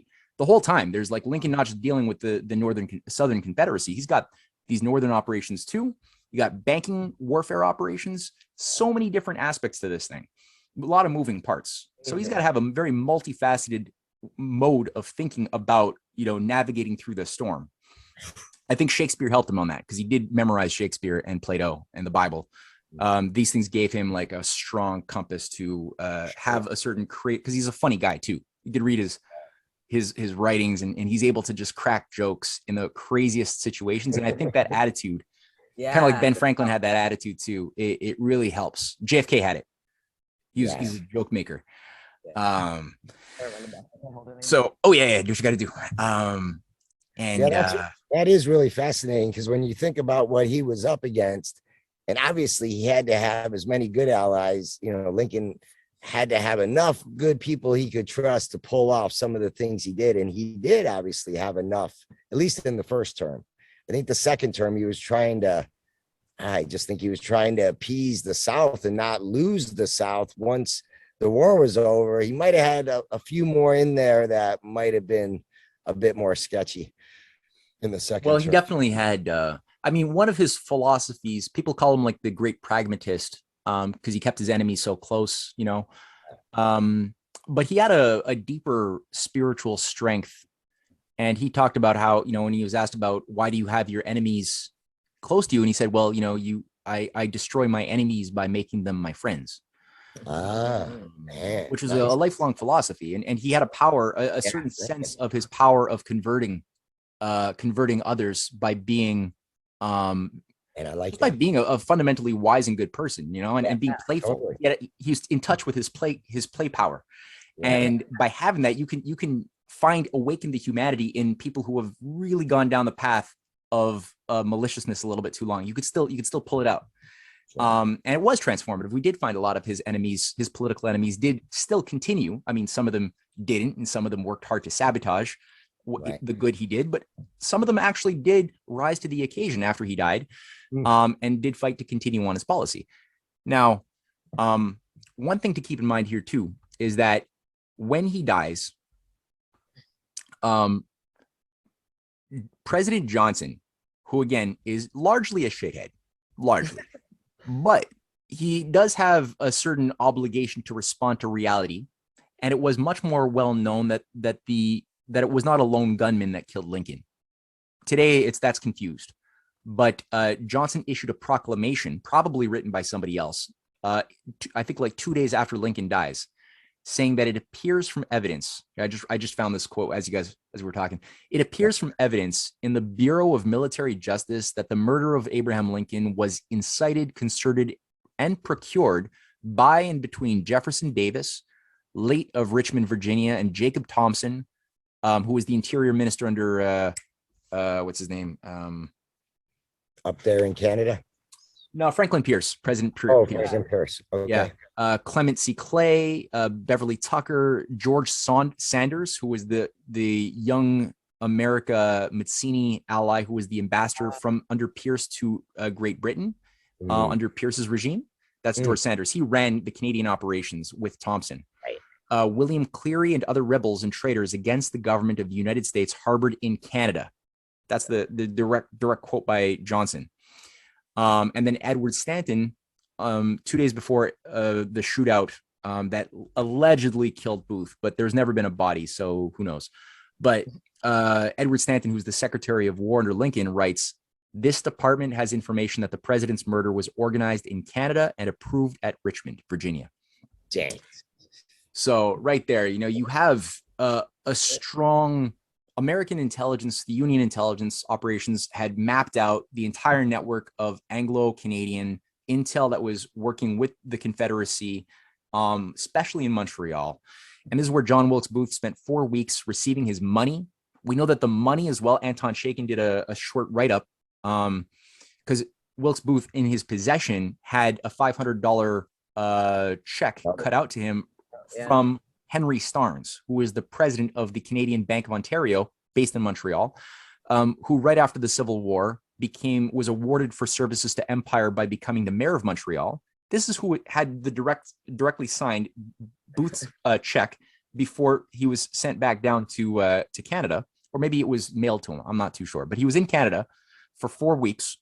In these circles at what's called St. Lawrence Hall. It's still there in the old port. I can walk to it. It takes me an hour. That was the official basing operations. And the money itself was part of a bigger tranche of cash that was sent by wire transfer from London by none other than, what's his name? James D. Bullock. That's him. James D. Bullock. Now, this guy's going to be important here because James D. Bullock sent $32,000 in a wire transfer to the Bank of Ontario. At this time, Bullock was the head of the Confederate secret intelligence operations in Europe, based in England. And he was the uncle of. I know this. Who was he the uncle of? I just knew where you were going. I like it when I know where you're going sometimes. With Go ahead, do it. Who is he? Roosevelt. Yeah. He's the uncle of Teddy Roosevelt. And Roosevelt, Teddy, he idolizes Bullock. So much so that he ends up, he's like basically the menteed. So Bullock takes him under his wing since he's a young man, romanticizes the genteel Southern way, hates Lincoln, though often won't say so publicly because he's still nominally a Republican. And he helps Bullock with his papers in putting together Bullock's papers that he then uses to write the 1883 sort of the Secret Services of the Confederate States of Europe book, which sort of sanitizes the entire Confederate intel operations with Britain. So Teddy Roosevelt, he becomes, as you said, right, the vice president under William McKinley, who's the last Civil War general, like president. So the last president who fought in the Civil War is McKinley. He gets assassinated in September 1901. And as soon as he's assassinated, the guy who was his vice president for like 6 months or something, because it's his second term, now becomes president, who's an Anglophile, closet Southern Confederate pro-slavery adherent to, or disciple to, his uncle Bullock. And he now becomes the president. And he's also a eugenicist. He's a lover of the pseudoscience of eugenics, specifically with a strong hate for the black-skinned races, the natives, everybody pretty much who isn't white, but also white people who are just statistically poorer and thus, perhaps having on average lower IQs, not because of their genetics, of course, which we know now, but in the mind of a eugenicist, it's just because it's not your economic injustice or your circumstances that cause a tendency for criminal acts or low IQ, as if IQ was even a standard of intelligence, which it's not. But they'll say it's because of your blood. You're just biologically inferior and thus should be sterilized. And he was a big promoter of that. He was also a big promoter of cutting off territory from technological growth, specifically all of the nature reserves on the West Coast. And that also includes using native reserves as an excuse to expand anti-development regions that would block the development of dams, of water projects, rail that was supposed to happen that did not happen because of these things. That was, again, Teddy Roosevelt conducted an ecological protectionist revolution. But again, these things they seem good, but they didn't really they didn't care about protecting nature. They were modeling these acts that were done in the US under what Britain had done in India in the 1870s under the nature reservation protocols of the British Empire in India that had allocated big chunks of Indian land for nature reserves, gaming, so that the Indians themselves couldn't develop dams or technology in those zones to alleviate poverty, which the British wanted as part of their Malthusian agenda to keep the population underdeveloped, starving, and that was part of it. More of that eco-imperialism. Yeah, it's the same thing. That was what was imported into the USA. Yeah. And an actual official imperialism by creating for the first time, that's under Teddy Roosevelt, that was the first Anglo-American special relationship, where there's he commissioned stamps with him and King Edward VII, Edward Albert, together on the stamp or is it Edward VII? Yeah, it's Edward VII. Yeah. Together on the stamp together, saying, united in the white man's burden. And Teddy Roosevelt, people blame McKinley for a lot of the things in his administration because there was imperial acts. There was a fight over whether America was going to become would it be governed by an evil Roman Empire manifest destiny, like a Pax Americana of subduing the savages and extending the white man's burden over the world, a la Cecil Rhodes? Would that be the orientation, or Andrew Jackson? Would that be the orientation? Or would it be based upon the idea of extending the rights of developing the universal sentiments and powers to everybody while respecting their differences? Right. That was a big fight. And McKinley, when you look at his work consistently, he was always of the better manifest destiny doctrine that America must never become an empire, that it must work with other nations to develop their full resources and their people, and America should help. That's why McKinley made sure that the USA did not take part and actually resisted the concessions, the carving up of China after the Boxer Rebellion. He worked with his colleagues like Sergei Witte in Russia, the finance minister, who was a big, follower of Alexander Hamilton and Friedrich List, who advanced the building of the Trans-Siberian Railway modeled on Lincoln's Railway. And McKinley was constantly in collaboration with Witte on doing this together and extending that through Mongolia into China as part of a Sino-Russian deal that was being funded by colleagues in France, as well as better American industrialists who wanted to break the world free of British Empire. Now, sometimes there was also bad things. There was a war with Cuba. There was, or that involved Cuba. There was also the war that also brought the U.S. into a terrible situation in the Pacific around the Philippines and Spain. 98. Yeah. Yeah. And if you look at, well, yes, these things were sparked under McKinley's presidency, but at the same time, when you dig into it, McKinley was not, he had done everything possible to keep America out of that. It was when Teddy Roosevelt, who was Undersecretary of the Navy for like a 4-hour period, while the actual official secretary was out of state on some weird excursion. He was like pulled out of Washington. Come on. Teddy Roosevelt was the guy who triggered the war that got the U.S. enmeshed. That's why they gave him. Hey, that's why they gave him the VP and then the presidency. They were like, They saw "Hey, this man, this you kid did had us a good talent. turn." They're like, this guy has got what it takes. You And can't make it's this stuff up. I know you can't. You cannot make it up. It's like, oh my God. It's why I forget the details. I studied this a few years ago, and it's just popping in my head now that I'm thinking back at it. But I'm going to send some material to you guys going through this story. I think Anton Chaikin did some work on this, or was it Bob Ingram? Anyway, I'll send you some stuff on this. But yeah, there's a whole wacky story there. And like, who was it? It was the vice president, because at the time still, like there was people like James Blaine, who was a secretary of state. He almost became president, who was a good man, who had worked very hard against this deep state operation throughout the 1880s, 1890s, trying to keep Lincoln's spirit alive. He worked very hard to get McKinley elected. And Teddy Roosevelt was still such a shithead. Nobody respected this guy, but he had protectors that I don't fully understand, who saw his talent launching this war.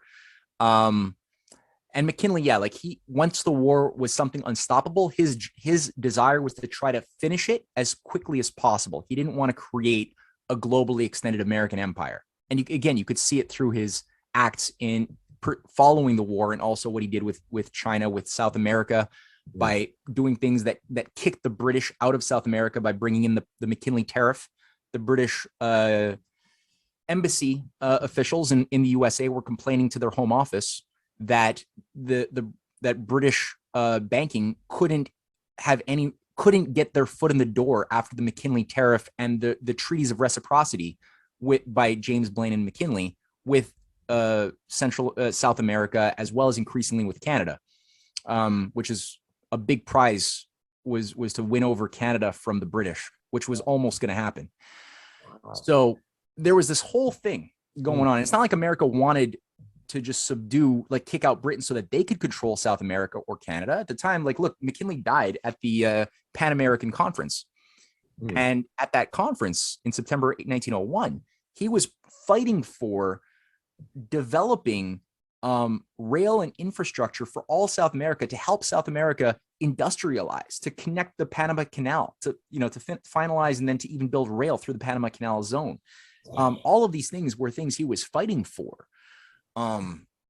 So you had that going the day that he was shot. And the person who shot him, if you look again, keeping in mind these anarchist networks that were killing, I got another, did I have a quote here? I don't know if I do. Maybe I don't. Disgruntled painter, they called him. Yeah, I forgot his name. Painter. But he was a disciple of Emma Goldman. Right. He was in those circles. Emma Goldman. I don't know that. She was she had like a cult following. She had a cult of anarchists, was supporting the she was author, and she's an author. She was part of the Neo-Malthusian League as well with Bertrand Russell. And it was actually after she was arrested, because this guy, Leon, forgetting his name. Anyway, Cholgutz or something. Anyway, he's the guy who he had been listening to all of her speeches. He had been going to her. She had like a commune as well. And so she was arrested after the assassination of McKinley. And the person who sponsored it's called the Henry Street Settlement House. That was sort of the anarchist, proto-socialist beachhead where all of these freaks were getting their ideas and being deployed to carry out operations. That's where Emma Goldman was based. They were funded primarily by Jacob Schiff and Sir Ernst Cassell. Ernst Cassell was the primary banker for the royal family and one of Jacob Schiff's leading colleagues. They worked together in tons of projects. Together, they funded they funded the Japanese military in the Japanese war against Russia in 1904. He funded the first and second and third waves of the Bolshevik Revolution in 1905, 1917. Jacob Schiff. He was part of the grouping that funded the Federal Reserve. The entire operation that put the Federal Reserve into play in 1913 was Jacob Schiff. This guy was part of, again, a high-level pro-British establishment operation embedded in the USA with nominally American names, but not really. So this is the guy who's funding the Henry Street Settlement House. When she's in prison, Emma Goldman, her journey out of prison, her bail, and then her journey to London, which is where she lives out her, for the next years, is sponsored by Bertrand Russell in 1902 or something. Again, Neo-Malthusian League. So this whole operation, it's a multifaceted operation. It had killed, like there were Sidi Carnot, the president of France, killed by anarchists. Alexander II, we already talked about. That month, President Garfield, who also had a battle plan to attack and destroy the British Navy. President Garfield, like who knows that? There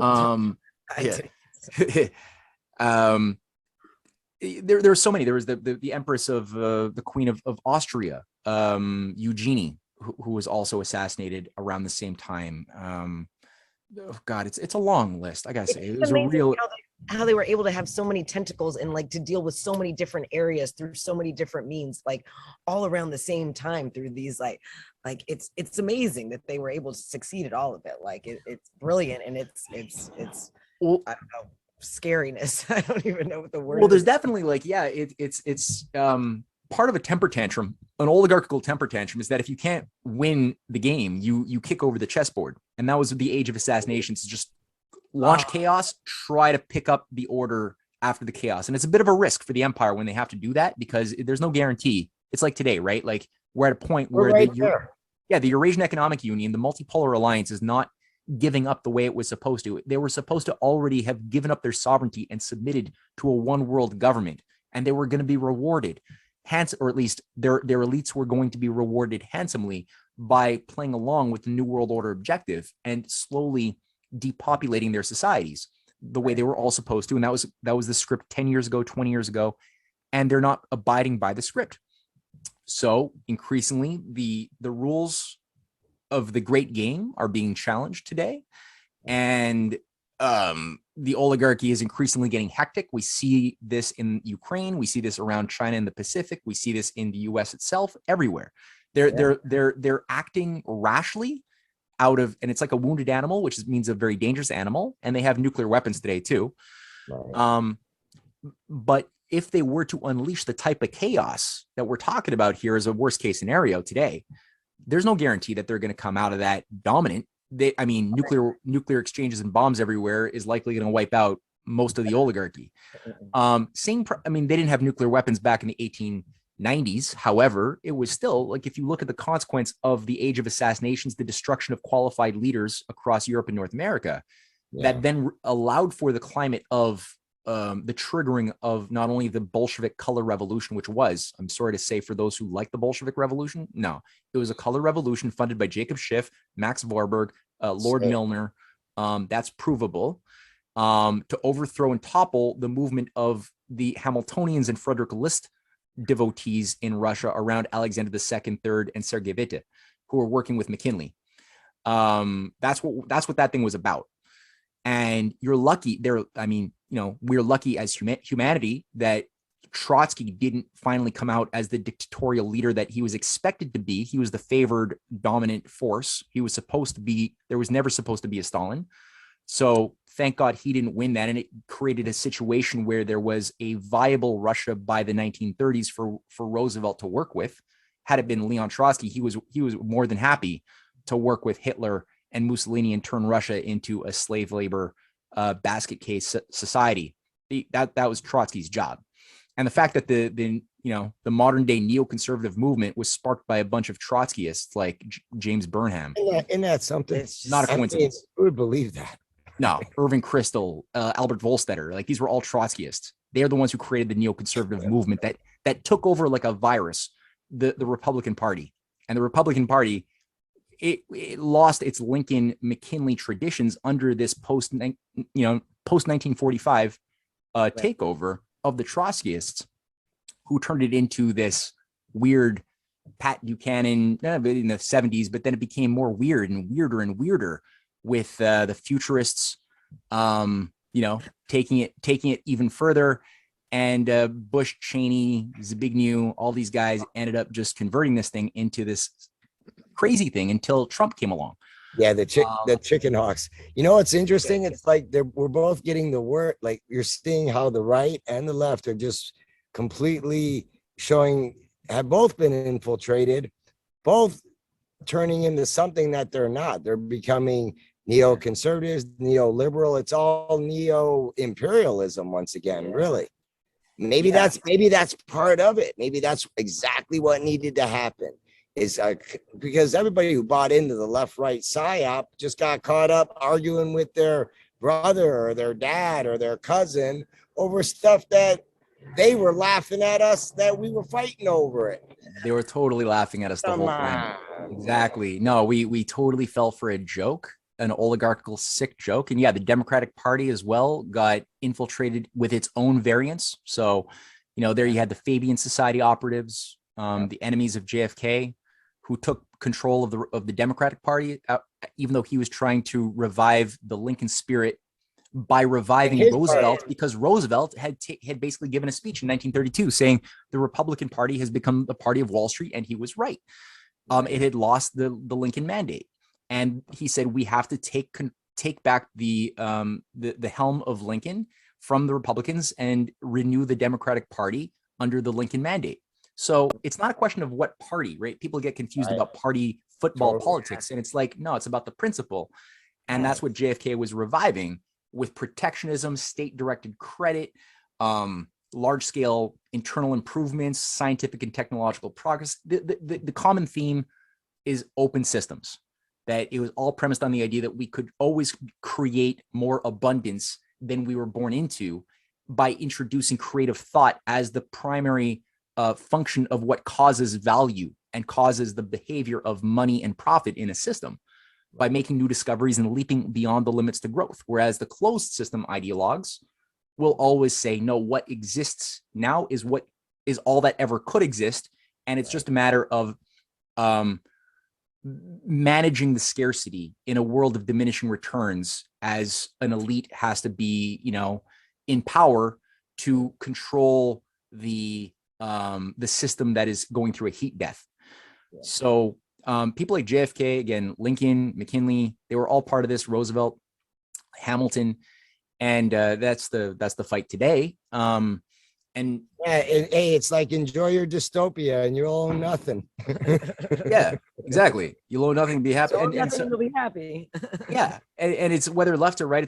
It's fake. This whole idea that we have to, all of these battles that have happened in families, as you said, Republican Democrat splits, and it's like, no, both parties have been taken over by largely deconstructionist, anti-human, and in fact, when you scratch on the surface, it gets kind of satanic. You gotta wonder, right? I mean, there's some evil that is going on under the surface there.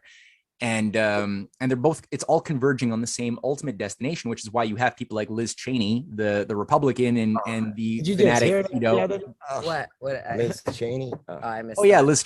Yeah, you got they're all working together, right? So you got Hillary Clinton and these democratic liberal imperialist warmongers working very closely with right-wing neocon non-liberal warmongers, all of whom get the same effect, which is what Trotsky wanted when he called for global revolution.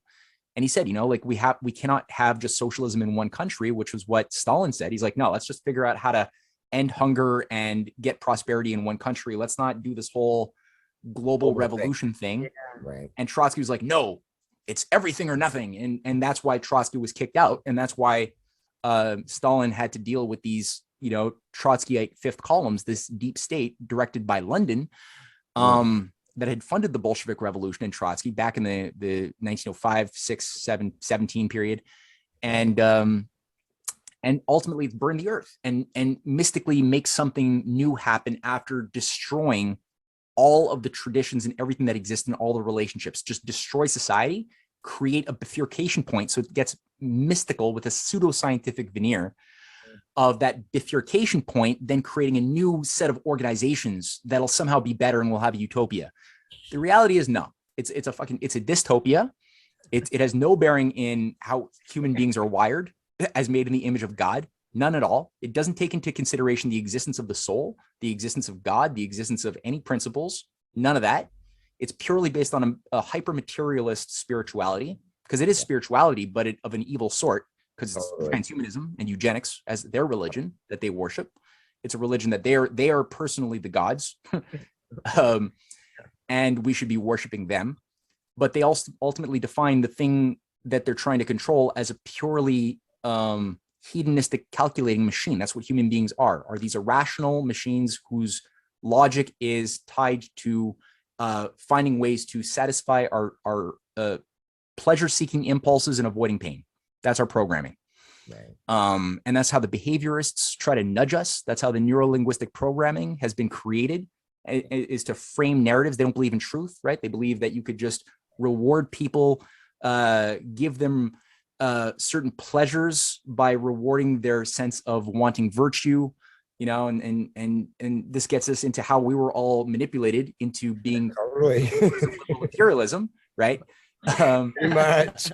Yep. And ignoring the fact that no, we got this universal characteristic ultimately of being both self-aware of our mortality and being able to self-perfect our choices in life as we leave something better for the next generation and use our time as wisely as we can to express our existence as instruments of God's creation, right? Instruments of God. And we can all be that, and we should be that, regardless if we're African or, you know, Hutu, Tutsi, Indian, Hindu, whatever. Like that's where Protestant we or Catholic. Whatever. It goes on and on, right? Yeah, we could totally have a coherent system of win-win cooperation. And I think that's why the Eurasian partnership, which is increasingly growing now, they announced a G8 this week. You know, Putin announced a G8 that involves like China, India, Russia, Indonesia, Mexico, forgetting somebody, Iran. And it's all these different diverse cultures that are all in it now with a common sense of both the enemy on a negative basis, but also a sense of what is their foundation of mutual self-interest in working on projects that make their lives better for their kids. And that's what we used to have before we were born as a more normalized part of Western civilization, which has been really corrupted and forgotten. So we're at this point now. And I think that to the degree that we adhere to the idea of British free trade liberalism and like personal autonomy as like my sole point of fight against this oligarchy, we're screwed. That's not all it is. There's something more to it. And free trade's not a bad thing intrinsically. Like it's actually a good thing. I'll just say, you know, like Alexander Hamilton fought for free trade amongst the states coming out of the American Revolution. Because before that, each state was fighting for their own little mini micro self-interest against their neighbors. And there was no unified nation. And without a unified nation, it was only a matter of time before the US was going to be reabsorbed back in the British Empire. So he promoted free trade amongst each state, and he got it. And it created a climate of prosperity, good competition. But the reason why it worked is because there was a protective tariff around the 13 colonies that then grew, defending them from British flooding of the markets with cheap shit, right? Like what we have going now. Yeah, that's exactly what we got now, undercutting the farmer and the local producer, of especially the manufacturer, because Britain just wants their target country to stay agrarian, resource extracting based, but not to have high technology manufacturing. That's a no-no.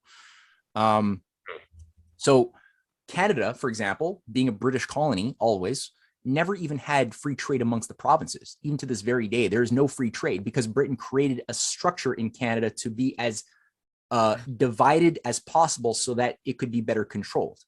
And we see the effect of that. We got a bigger landmass than the Americans, a lot of potential, but 1/10 of the population, and the only like 7 cities that are like kind of relatively big. We only got like 7 cities strung within 100 miles of the US border. There's like, that's where 95% of the population is located. There's nothing going on beyond that. And you're like, why? It's not like we can't do it.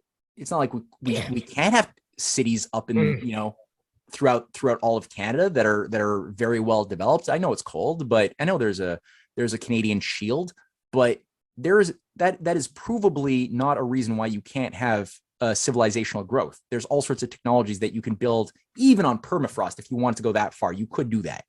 But there's been a concerted effort to keep Canada underpopulated, underdeveloped, better controlled, better divided, and better controlled only by the financier class that runs through the Privy Council office in Ottawa and other things.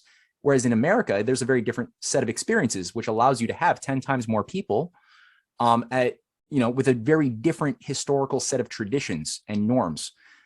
Even though it's harder to see today, being 50, 60 years after, Bobby Kennedy's murder, the rot has settled in. So it's a little bit difficult sometimes to identify it, Right. But we couldn't get like a Trump phenomenon in Canada. I'm sorry to say it, we just can't. It's too controlled. Whereas in the US, you can organize yourselves to do these things. And a member of a political party in the US is allowed to break with their party's politics. In Canada, you can't do that. It's a party system. So you're out of your party if you stand for your conscience against your party's will. And you have whips to keep every person in place. So, in the US, you can have somebody who's out of the establishment and break their party free of this parasite. Right. And that's the value of a republic, which Right. you don't get with a monarchical parliamentary type of structure, which is much more controlled by a deep state. You can do good things, but it's much harder. So I was going to ask you if there's any hope for the Canadians, but after that, I guess it doesn't. No, I'm just. Nah, dude. No, there is. I'm just. But to be real, I don't want to give people false hope. Like they gotta, my fellow Canadians have to be aware of the operation of the terrain that they're operating in. And I was super enlivened to see not only the Freedom Convoy that I was able to organize out of love, and despite the efforts made to try to turn it into a violent movement with provocateurs and people who were deployed in there by intelligence operations to turn it violent. It did not. The Canadians kept the head on their shoulders. Their hearts were alive, and it kept peaceful. And we saw the effect of that, which was just millions of people, millions beyond anything that was expected, who got out of their homes, off of Facebook, and put their bodies into the process. And you had like bouncy castles and super nice things like that. And people were feeding the homeless, and it was super peaceful with all of the parallel movements across the country. Yeah. And from what I understand now, it seems like there's a process to create another freedom quasi convoy. I don't think there's going to be trucks in Ottawa on Canada Day, which from what I've read, the plan is to apparently stay throughout the entire summer. Which is an interesting experiment. And that, again, demonstrates a quality that even though in the political leadership class is devoid of leadership with any sense of what to do, even amongst the better politicians, I don't see any semblance of an idea of what can be done faced with the objective crisis that we have coming on. We have a population which has access to strong humanity. So that's there. And there are some people like Brian Peckford, who's he's the last living author of the Canadian Charter of Rights and Freedoms. Mm-hmm. He has exhibited some strong leadership capacities right now, coming out fighting in defense of freedom, and I've been very impressed listening to him. And I think that there are people within the Conservative Party and within the People's Party of Canada who also exhibit a very strong morality, a strong ethic, and a sense of freedom that need perhaps sometimes to be educated, just like the better Republicans in the U.S. in terms of this deeper history, in terms of the principles of economic warfare. But, that's something that each of us has to take responsibility for, which you guys are doing marvelously right now. Hey, Matt, do you find that, because obviously you're getting some reception now that, Mel K and some of these influencers from the States are contacting you. Are you finding it also like gaining ground in Canada since all this has happened for the Canadian Patriot Review and, Oh yeah, absolutely. No, I mean, there's a huge receptivity right now. Like the Canadian Patriot website is just, I mean, it's blowing up in terms of activity. Nice. Awesome. Yeah. Like it's exponentially bigger today than it was even just like 5-6 months ago. Right. I think the Freedom Convoy was a big moralizing impetus. Definitely the Patriot movement in the US is resonating very nicely. We're getting a lot of good contacts across, you mentioned Mel K. She's highly hooked up. We got Periscope Media. People like Sean Morgan have been super receptive, and many others. You got things like TNT Radio as well, Australian based, with a lot of outlets in America. But anyway, yeah, there's definitely a hunger to look for workable solutions. I think that while Trump is confused, he is, I think, still one of the few viable. Personally, I mean, people hate him. A lot of people hate him. A lot of people love him. I think that there's a lot of humanity inside of him still, despite his missteps. And I think that he has exhibited a capacity to fight over the past 4 or 5 years, which I have not seen in many other individuals. And you do need a so-called champion. People get turned off by the word leader, but I mean, you do need in battle, in the real world, a McKinley. You need somebody who is going to take responsibility voluntarily and risk their necks, and with a good insight into the topography of evil, with a sense of traditions. And he did he did work very hard to return the Republican Party to its Lincoln roots. And he's given many speeches calling for it, despite the fact that Lincoln is hated by, I would say, that most Republicans of a higher level. How is that even possible? I don't even. It's this small is good thing. It's this not small is good. It's this British free trade ideology that took the form of the Austrian school libertarianism of Friedrich von Hayek and von Mises and Karl Menger, which through the von Mises Institute and not von Mises Institute. Sorry, I'm getting it wrong here. Through the Mont Pelerin Society after World War II, really latched on and infused its Austrian school ideology into the governing class of the Republicans, which increasingly became the idea of that was that all use of government is evil and bad. Government can do naught but destroy and lead to tyranny. Thus, deregulation, destroying the role of government in playing a role, kind of like what the Confederacy was doing. That's the Confederacy outlook. Because every time you have a law, the law infringes upon individual freedom to do whatever you want to do. Now, personally, that's not actually a competent definition of freedom. That's just a license. Yeah. But so they got the idea, a priori, that personal liberty to do whatever you want, to do what thou willst, shall be the whole of the law. Sound familiar? Right? Aleister Crowley. That's the first principle of what is good, the right of every individual to do whatever they want to do. And anytime you have a diminution of that is thus bad. And thus, any time you have law, it is thus a diminution of your freedom and thus bad. And thus the thing that causes laws is the maximum bad, which is government. So, and this is what Jefferson was contaminated by, which is also why Jefferson saw no problem discrepancy between him being one of the biggest slave owners of Virginia and writing a text that said all men are created equal. He wasn't able to identify why that didn't work.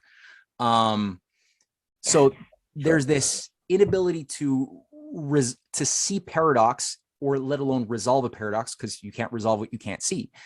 And they can't see that all of the infrastructure that has given them the privilege and the abundance that to be called a first world society was never built with their ideology. Their ideology is always just something, the Adam Smith libertarian free market ideology is something you can sort of like impose onto the management of infrastructure after it is built, and then, extract money out of it, pay per use or something, PPPs, like public-private partnerships as well.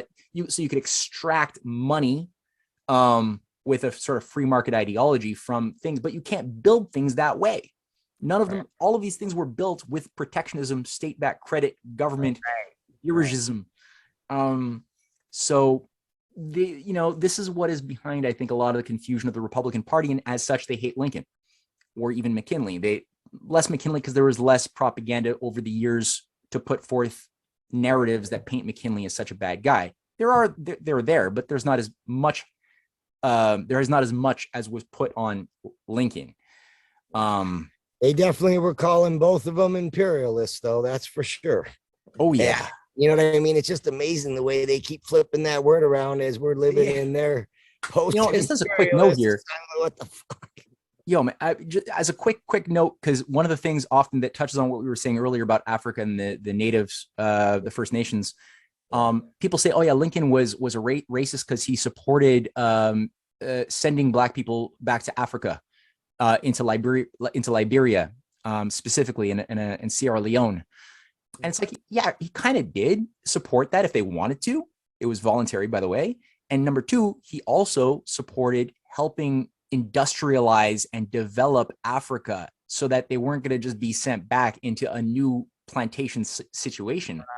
Wow, that was never permitted because he died. So you're going to blame him for things that happened because he died that he had nothing to do with? That's what happens.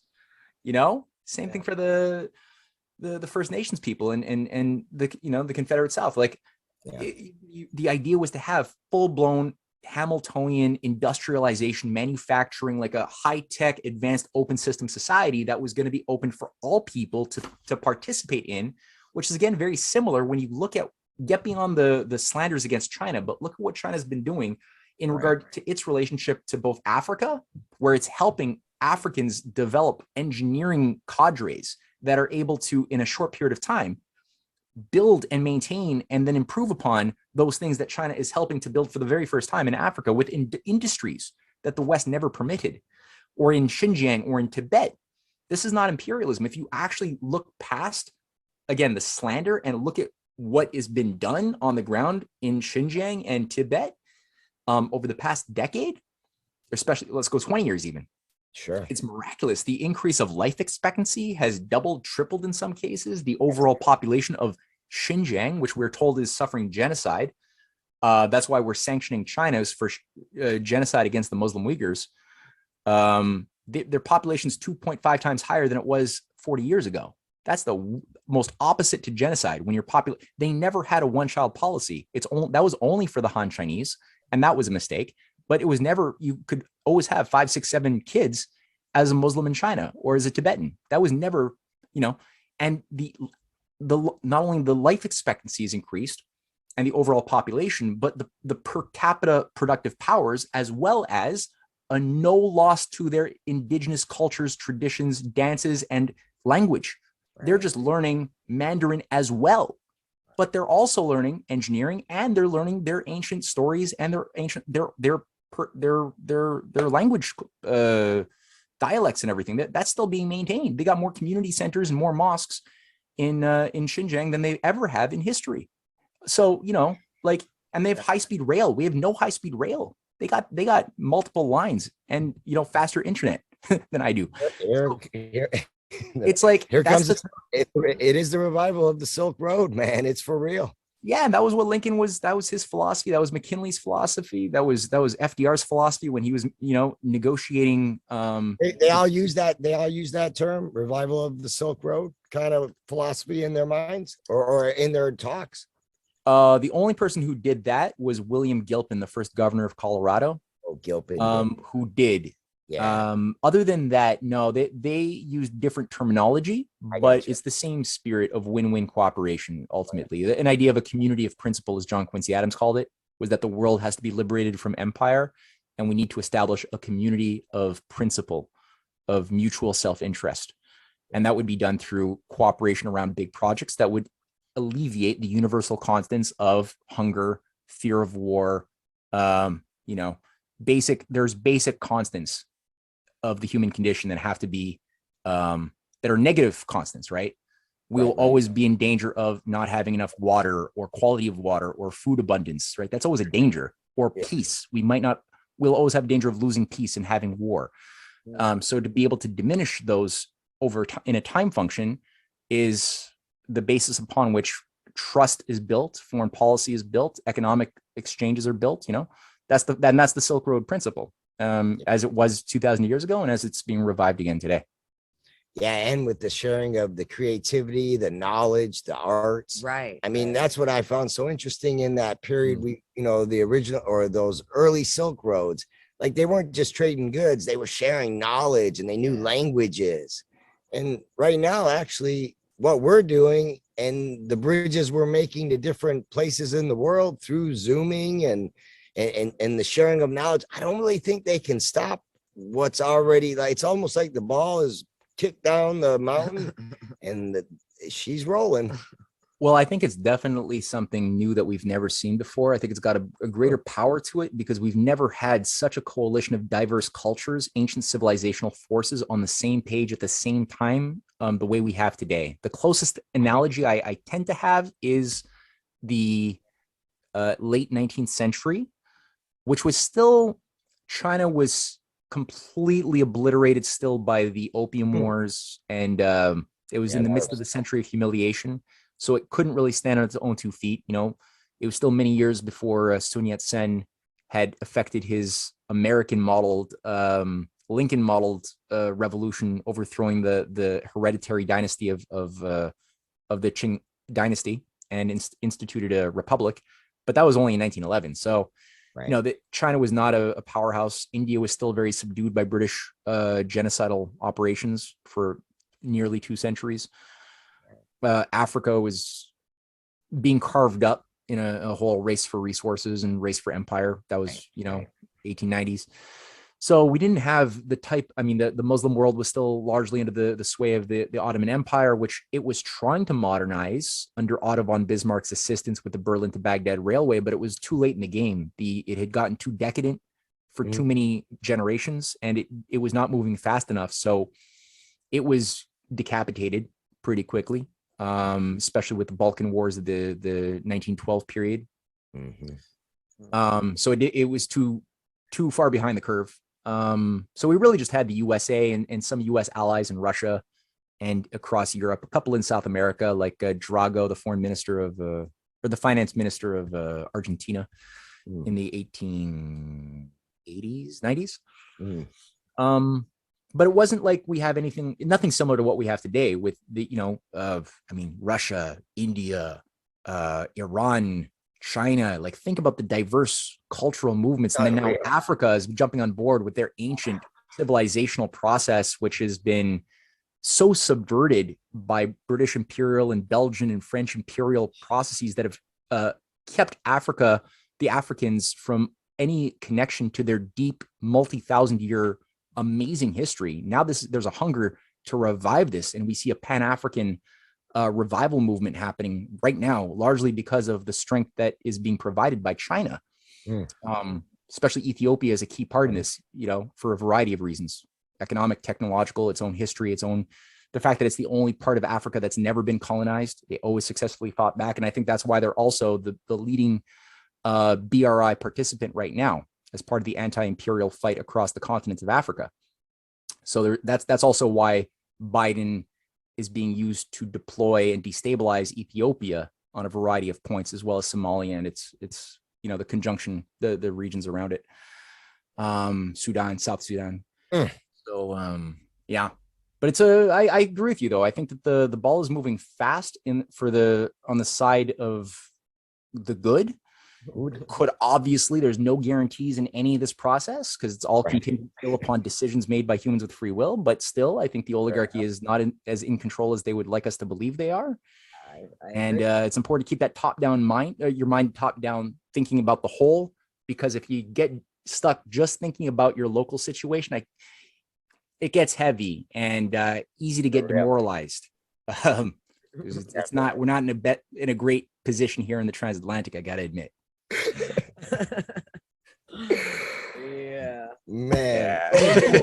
doing what we can though, right? Yeah, we are. We can. No, exactly. And I mean, I think that a big part of this is the individual, right? Taking responsibility for things that they never thought that they would have to take responsibility for, and capacity building. Like, we all have to, you know, I know that I'm not in a position that I need to be in order to have any type of political, like, if I'm going to wield political power, I gotta be better than I am.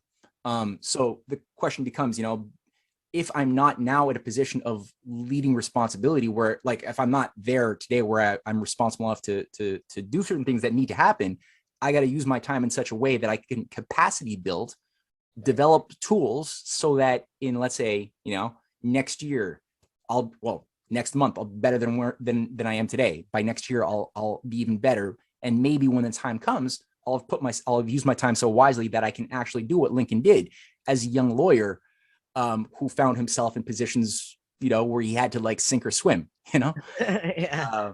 So we're all in that sort of challenge right now. And like Abigail Adams said, we should be so lucky to live in a time of crisis, because it does produce great men. Great crises produce great men and women.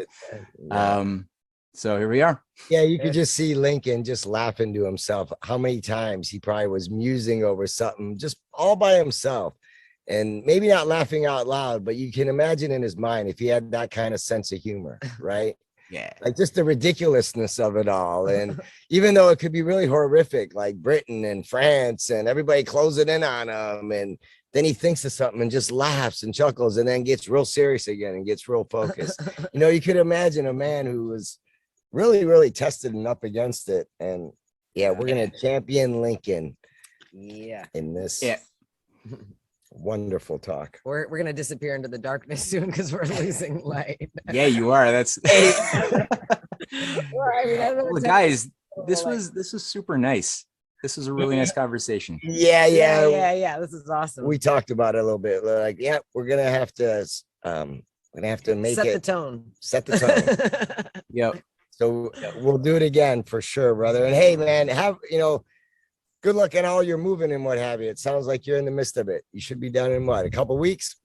Yeah, by like the 24th, we should be in a new place, and hopefully it'll be a home within a week or two after that. Oh, yeah, okay. Yeah, we'll get your email. Your new address so we can send you send you some books. Oh yeah, the books. Right. Congratulations on getting that published now. That's wonderful. Yeah, that was an accomplishment. Old Soul's Guide. Yeah. Cool. I'm looking forward to reading it. Send you some books. Got to send you a few more things. Send you a poster. Okay. Yeah, we definitely have a lot of walls. We like sending gifts. Huh? Yeah. We like sending gifts. Sure. We like receiving gifts. Right.